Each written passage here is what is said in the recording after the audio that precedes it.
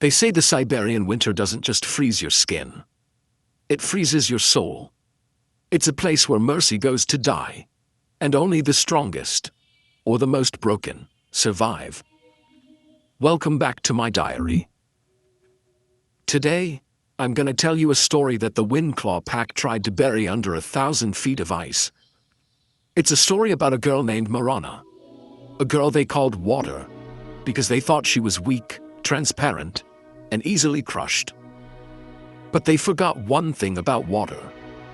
When it freezes, it becomes a blade. And when it crashes, it destroys everything in its path. Morirana stood in the center of the sacred circle, her bare feet already going numb against the permafrost. The cold wasn't just uncomfortable anymore. It had moved past that maybe 10 minutes ago. Now it was working its way up through her ankles, a creeping paralysis that she knew wouldn't stop until it reached her heart. But she didn't care. She couldn't afford to care. Tonight was the Lunar Alignment, the night every wolf finds their fated mate. And for Morirana, this wasn't just another ceremony. This was the night her worthless existence would finally transform into something that mattered. 21 brutal years she'd spent as the pack's shadow. The nameless orphan who gutted the carcasses while others feasted, who curled up by dying embers while they slept wrapped in furs that smelled like home and safety. She'd scrubbed blood from stones, carried water until her shoulders screamed, mended clothes that would never belong to her. And through it all, she'd told herself the same lie over and over. When I find my mate, everything changes. When the bond snaps into place, I'll finally have a place to belong. The circle of wolves pressed in around her, their bodies radiating heat she couldn't reach. She could feel their eyes on her skin, assessing, judging, waiting to see what the moon would decide. The elders stood at the northern point, their faces carved from stone in disappointment. To her left, she caught a glimpse of Sasha, the daughter of the neighboring frost veil Alpha, her perfect white fur gleaming under the moonlight. Sasha's human form was just as flawless, sharp cheekbones, ice blue eyes, lips that curved into a smile that never reached anything kind. But Morirana wasn't looking at Sasha. She was looking at Killian. The Alpha Heir stepped into the circle, and the world seemed to tilt on its axis. He didn't walk like other wolves. He moved like gravity itself bent around him, like the earth recognized royalty and bowed. His golden eyes swept across the gathered pack, cold and calculating. And when they landed on Morirana, her heart forgot how to beat properly. The bond hit her like a physical blow. It wasn't gentle. It wasn't the soft golden glow the elders always described in their stories. It was a whip crack of lightning straight through her chest, a golden thread that wrapped around her soul and pulled tight enough to hurt. Her inner wolf, the part of her that had been silent and starved for so long, surged to the surface with a howl that only she could hear. Every instinct in her body screamed the same thing. Mate. Mine. Home. Morirana's knees almost buckled. She locked them, her fingernails digging into her palms hard enough to draw blood. The scent of him rolled over her in waves, cedar and burnt ozone and something wild that made her want to bare her throat and her teeth at the same time. She'd spent years watching him from a distance, years imagining what it would feel like if he ever looked at her as more than the girl who cleaned up after the hunts. And now he was looking at her. Really looking. She saw something fierce in his gaze that made her blood sing. She was catastrophically, devastatingly wrong. What she mistook for desire was merely the gleam of a predator admiring its prey before the kill. She just didn't know it yet. Killian's lips curved into something that might have been a smile. Morirana felt the bond pulse between them, a living thing that hummed in her veins and whispered promises of forever. She took a step toward him, her bare feet leaving small prints in the snow that was already filling them back in. Around them, the pack had gone silent. Even the wind seemed to hold its breath. "Killian," she whispered. and hated how small her voice sounded. How desperate. He tilted his head, studying her the way you might study an insect you're about to crush. The smile on his face didn't waver, but something in his eyes sharpened. She noticed, somewhere in the back of her mind, that the elders were whispering among themselves. That Sasha had stepped closer to the circle's edge, her expression caught between amusement and something crueler. Morirana's wolf whined inside her chest, confused by the disconnect between the bond that screamed yes, yes, yes, and the ice forming in Killian's stare. You feel it, don't you? Killian's voice carried across the circle, smooth and cold as black ice. The bond, the pull. Morirana nodded, not trusting herself to speak. Her throat had closed up, and her heart was beating so hard she could feel it in her temples. Tell me what you feel, he said, and it wasn't a request. She swallowed hard. I feel everything. Like I've been walking through fog my whole life and suddenly I can see. Like every piece of me that was broken, just... She pressed a hand to her chest, right over the place where the golden thread anchored itself. Just snapped back together. Someone in the crowd laughed. It was a short, bitter sound that died quickly, but it was enough to make Morirana's stomach drop. Killian took a step closer, then another. He moved with the casual confidence of someone who'd never been denied anything in his life. And when he stopped just inches from her, Morirana had to crane her neck back to meet his eyes. Up close, she could see the individual flecks of amber in his irises, could count his heartbeats in the pulse jumping at his throat. And what do you think that means? He asked softly. That feeling? It means... Morirana's voice cracked, and she hated herself for it. It means you're mine, and I'm yours. It means the moon chose us. The moon, Killian repeated, and there was something almost amused in his tone. You think the moon looked down at you, Morirana of the no-name lineage, and decided you were worthy to stand beside an alpha. The world narrowed to a pinpoint. Morirana felt the first crack in her chest, a hairline fracture in the golden thread that shouldn't have been possible. Faded bonds didn't break. They couldn't break. That was the whole point. The moon didn't make mistakes. I don't understand, she whispered. Killian reached out, and for one desperate, stupid moment, Morirana thought he was going to touch her face. Instead, his hand hovered in the air between them, close enough that she could feel the heat radiating from his palm but not close enough to make contact. Look at me, he said, his voice dropping to something dangerously soft. Really look. Look at the pack you think you deserve to lead.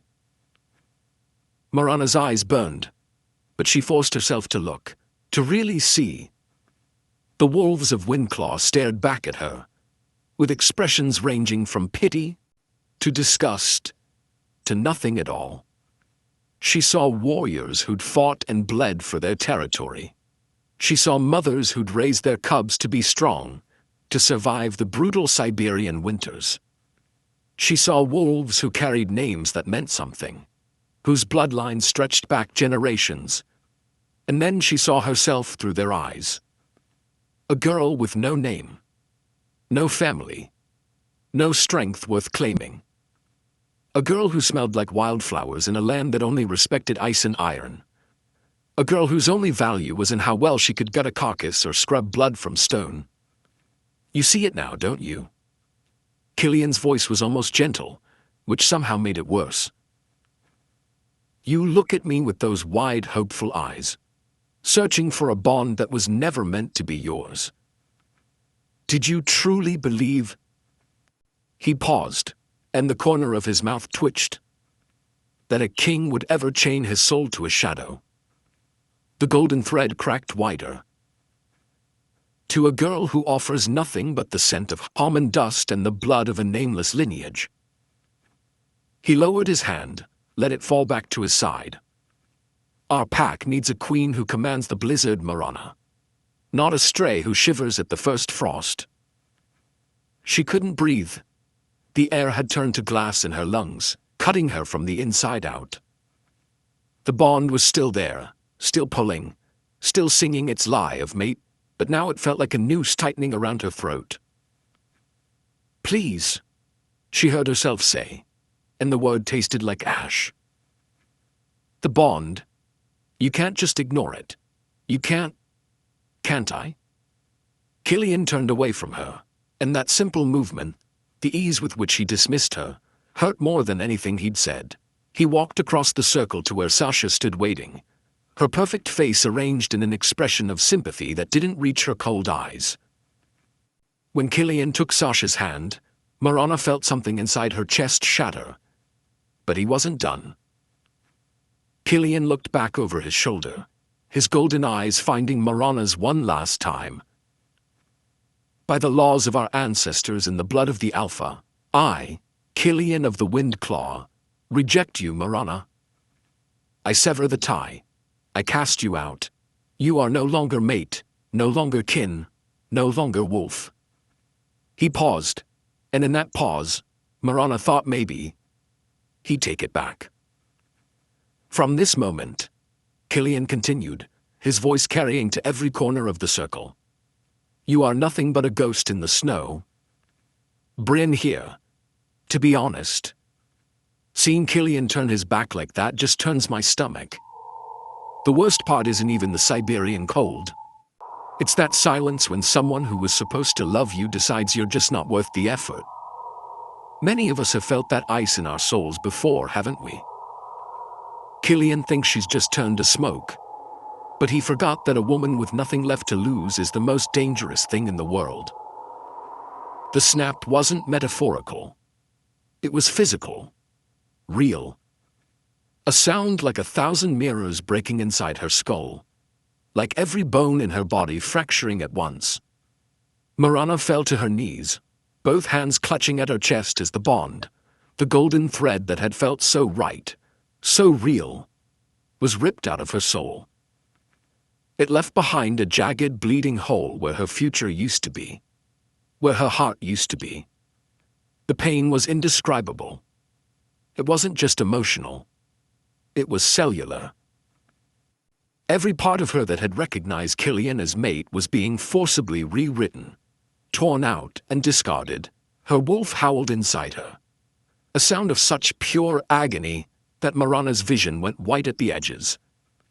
She could taste copper in her mouth, could feel something warm and wet on her upper lip.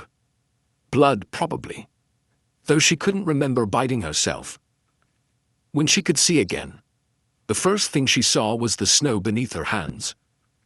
The second thing was Killian's boots, already walking away. "Killian." Her voice didn't sound like her own anymore. It sounded broken. Dead. "Please, the winter. I won't survive the night." He didn't even pause. Sasha's laugh carried across the circle, high and bright and cruel. "Did you really think he'd choose you?" she called out, her voice dripping with false sweetness. "Look at yourself, Morirana. What could you possibly offer an alpha except embarrassment?" The pack began to turn. One by one they followed their Alpha Heir back toward the longhouse, back toward warmth and safety, and a future that no longer included her. Some looked away as they passed, like her suffering was something indecent they didn't want to witness. Others stared openly, their expressions ranging from pity to satisfaction. The elders were the last to leave. Old grandmother Yelena, her face lined with a century of harsh winters, stopped just long enough to shake her head. "The bond is sacred," she said quietly. "But even the moon cannot force a wolf to accept what they do not want. You should have known better than to hope for more than your station allowed."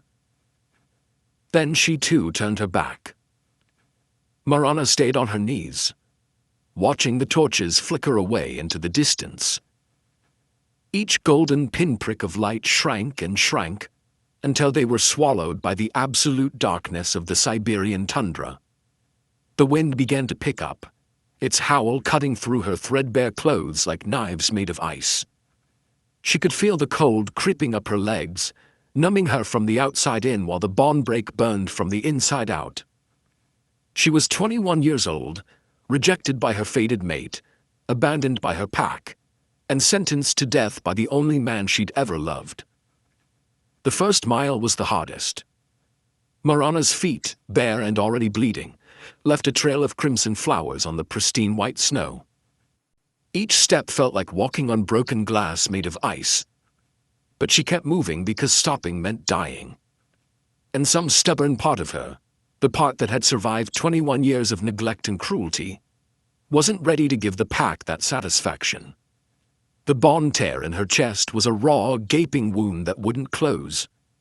It throbbed with every heartbeat, a constant reminder of what she'd lost, what she'd never really had. In the distance, she could hear the faint, joyous howls of the Windclaw Pack.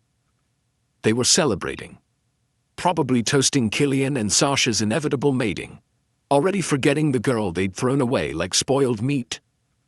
Morirana's legs gave out around the second mile. She fell hard, her cheek slamming against the frozen ground. The impact sent a shock of pain through her skull, but it was nothing compared to the fire in her chest. She lay there, gasping, watching her own breath come out in thin, ghostly puffs that dissipated almost instantly in the brutal cold.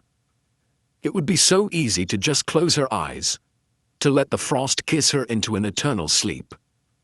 The Siberian night was a seductive killer. It promised peace if you just stopped fighting. No more pain, no more humiliation. Just nothing. Is this it? She thought distantly. Is this where the story ends? As a frozen statue for the wolves to piss on in the spring, but as her heart rate slowed, something happened. A memory detonated in her mind, not of love, but of Sasha's face twisted with savage triumph. That vicious smirk carved into perfect lips, that bone-deep entitlement radiating from every pore. And then, like a knife between her ribs, she remembered Killian's eyes. Those glacial blue pools that had watched her shatter without a single flicker of remorse. He hadn't just rejected her. He'd enjoyed it. The anger started as a spark, tiny and fragile in the center of her hollowed-out chest. But in the absolute zero of the tundra, even the smallest flame was a rebellion. Morirana's fingers curled into the ice, her broken nails scraping against frozen earth. The pain was good. It was real. It meant she was still alive. She pushed herself up. It took 3 tries. Her arms were shaking so badly they could barely support her weight, and her vision swam with dark spots that might have been hypothermia, or might have been pure rage. But she stood. She wasn't walking toward a home anymore. She was walking toward the one place even the alphas feared to mention in anything louder than a whisper. The Shadow Woods. The border was unmarked, but every wolf knew where it was. You could feel it in your bones, in the sudden shift of the air from merely cold to something ancient and wrong. Morirana crossed that invisible line, and immediately the world changed. The wind stopped screaming. The silence that replaced it was somehow worse, thick and heavy and waiting. The trees here weren't like the frost-bitten pines of Windclaw territory. These were twisted things, their branches reaching toward the sky like clawed hands frozen mid-grasp. The snow beneath her feet was darker here, more gray than white, and it crunched differently. Louder. The Shadow Woods had a reputation. This was where wolves came to die, where the old magic still lingered from a time before packs and territories and civilized laws. This was where things lived that were older and crueler than any alpha. Things that wore wolf shapes, but had forgotten what it meant to be human. Morirana walked deeper. She should have been terrified. Maybe she was, underneath the numbness and the rage. But fear felt like a luxury she couldn't afford anymore. What was there left to be afraid of? She'd already lost everything. Death would almost be a relief.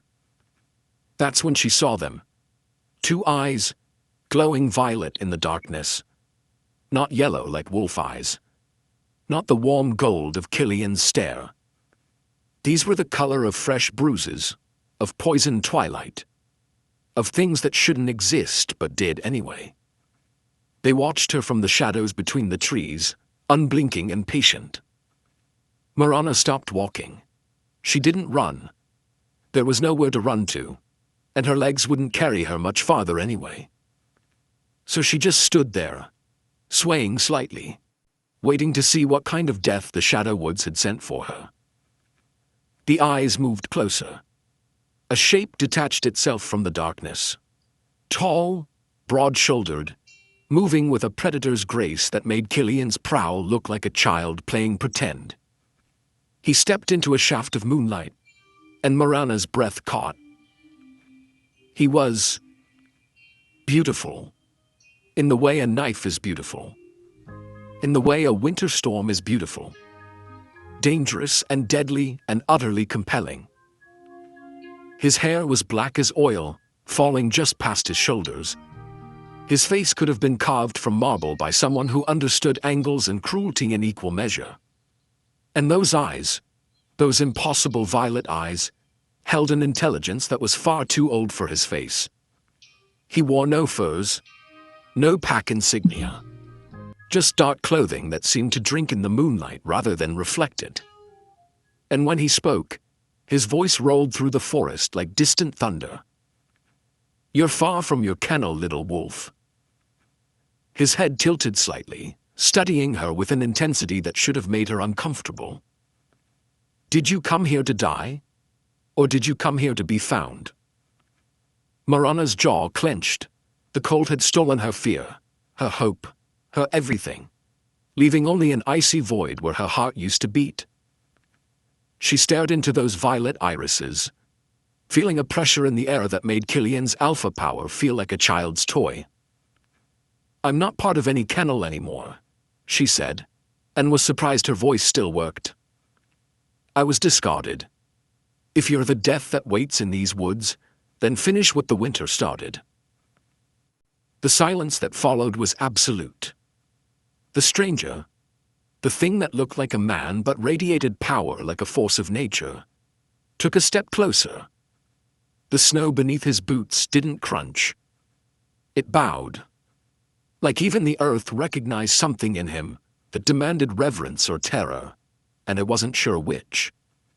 He stopped only inches from her, close enough that Morirana could see the individual flecks of silver in his violet eyes, could smell him.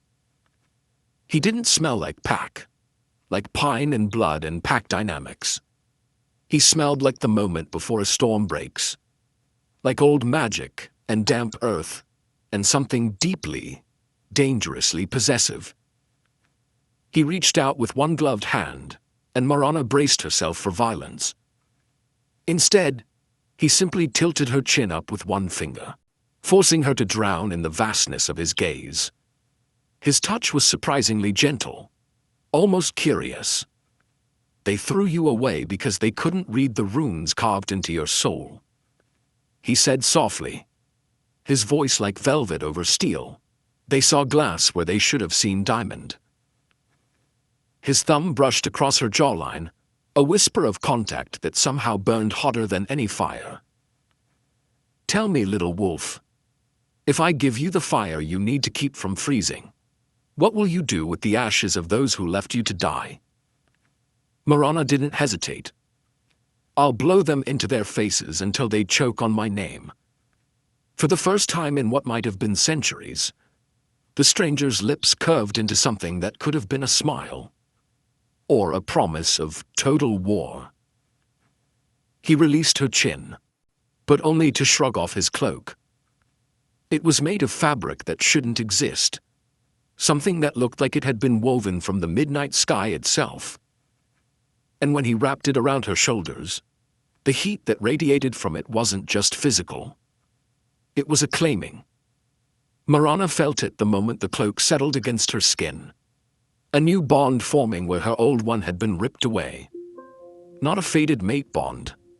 This was darker, older, more powerful and infinitely more dangerous. It wrapped around the bleeding hole in her chest and filled it with something that burned. "What's your name?" she whispered. "Malachi."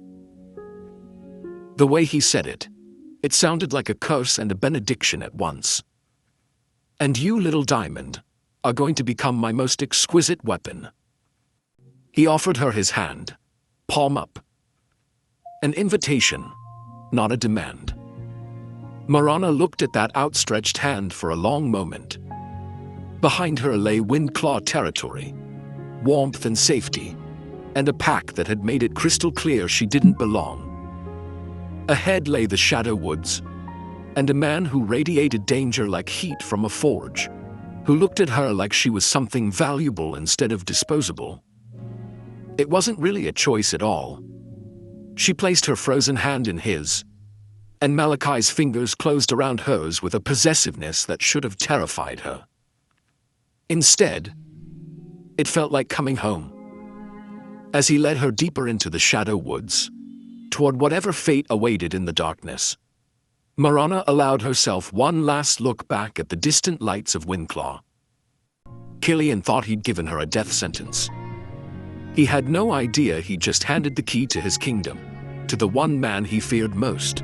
The Siberian winter could be cruel, yes, but nothing was as merciless as a queen who'd learned to love the cold.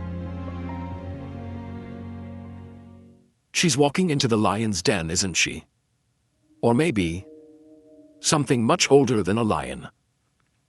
As we speak, Killian is probably back at his camp, toasting to his perfect future, completely unaware that the girl he left for dead just touched a power that makes his alpha blood run cold. But the Shadow Woods don't give gifts for free. Malachi called her a weapon, and I think we're about to find out exactly how much it's going to hurt to be sharpened. You don't want to miss what happens when those castle doors swing open. I'll be back here on February 13th to show you exactly how Marana begins her transformation in the dark. Trust me, you aren't ready for what a rejected girl can do when she finally stops crying and starts hunting. See you on the 13th.